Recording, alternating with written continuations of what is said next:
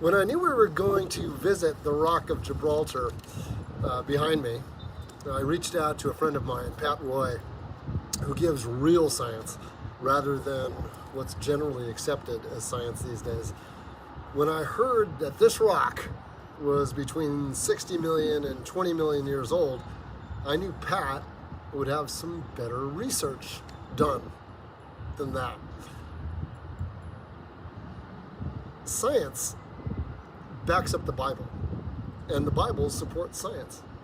However, when science changes and becomes unscientific and confidently still calls itself science, it causes doubt. Science is meant to develop and test theories about our world and other heavenly bodies based on empiricism. Empiricism is founded on observation and experimentation. You don't get to make it up as you go along and still call it science. Science doesn't work that way. Basic science has an important meaning. Science is defined by its commitment to scientific inquiry, which happens when we ask questions, make tentative assumptions, experiment, gather data, and then have the ability to reject the data. We then make conclusions and share them.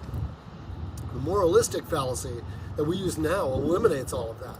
It starts with a conclusion and then collects and analyzes data to support it. Based on this distorted view of the conclusion, the experimentation can be Mengele-like.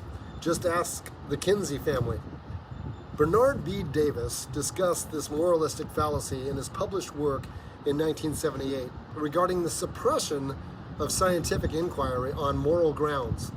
Edward C. Moore broached the same subject in 1957.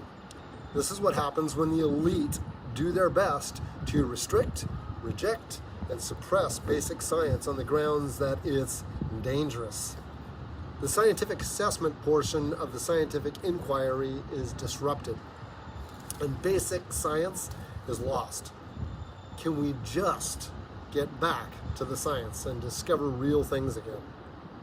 Pat Roy shared creation.com with me and led me through the landscape of the mountains surrounding Gibraltar, which are very high and are made up of thick, clearly defined layers of sandstone called flysch. These are dated older than Gibraltar at the Triassic age.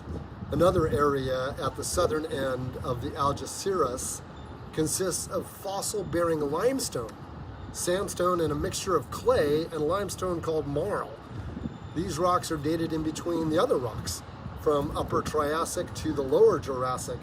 After examining all of the data, Pat concludes, and so do I, that an extremely deep mud and boulder-filled gush of water over 300 feet high and traveling at an enormous speed came rushing down the valley and formed these hills in a matter of hours or days at the most. Scientists can only speculate where all this sediment-laden water came from, since they didn't see it, and neither did I.